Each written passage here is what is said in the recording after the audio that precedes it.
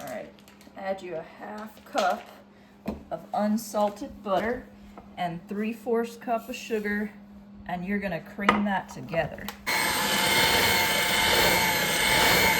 Use 3 large bananas. I'm gonna use 4 because these are pretty small bananas.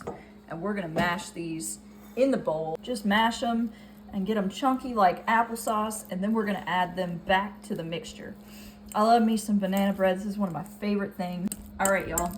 We got it to the chunky applesauce consistency. We are gonna add our mixture back into our creamed butter.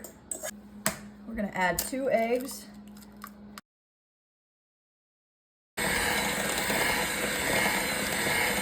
Okay, in a separate bowl, y'all, we've got 1.5 cups of flour that we're putting in here, a teaspoon of baking soda, and a 1/2 teaspoon of salt.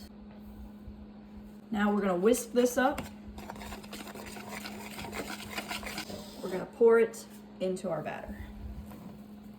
There we go, y'all. Add you a 1/2 teaspoon of vanilla extract, and then you're gonna mix your batter together. It smells absolutely amazing. I wish y'all could be here to smell it. I love banana bread. Okay, y'all, this beautiful banana bread batter, it's going in. Get your little loaf pan. I buttered mine down. We're gonna bake it at 350 for 55 minutes. Let's see, give it a good clean. Yep, it's ready. We're gonna cut right into the middle, y'all, because you know I love me a middle piece.